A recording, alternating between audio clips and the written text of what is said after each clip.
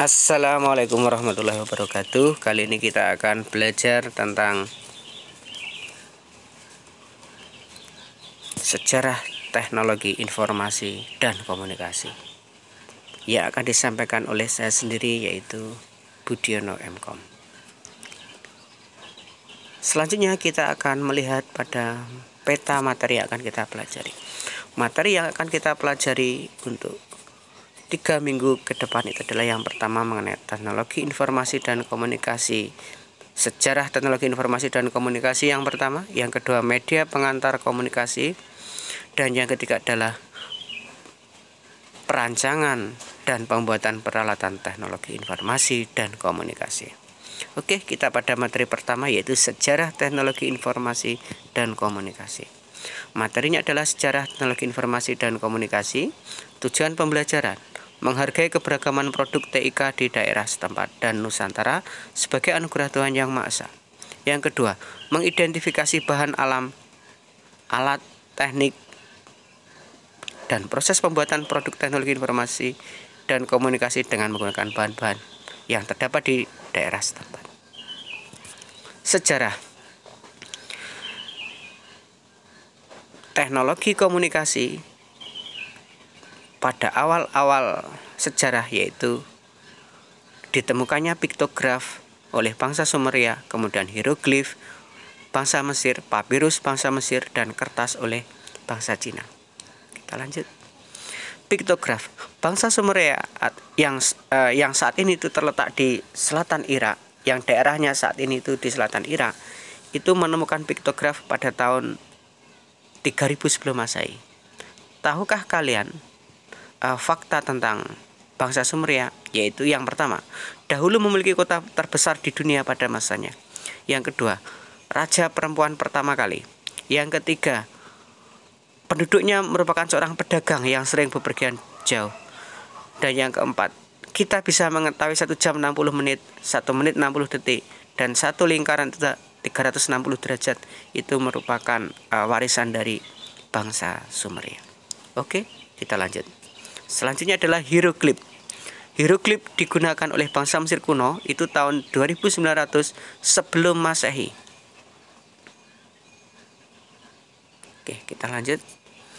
Papirus. Papirus merupakan ditemukan oleh bangsa Mesir kuno tahun 3500 sebelum Masehi. Itu papirus itu berupa bentuknya seperti kertas, tapi terbuat dari daun papirus. Kertas sendiri itu ditemukan oleh bangsa Cina atau orang Cina tahun 105 Masehi. Kemudian kentongan. Kentongan biasa kita pakai. Kentongan itu biasanya untuk kentongan yang besar, yang fix, yang berada di tempat tersebut, biasanya ada di masjid, digunakan sebagai penanda waktu sholat. Kemudian ada pun kentongan kecil, itu biasanya bisa dibawa kemana-mana, seperti gambarnya yang ada di slide ini. Itu adalah kentongan kecil. Adapun kentongan selain berada di masjid, ada juga di pos kamling atau pos ronda atau pos jaga.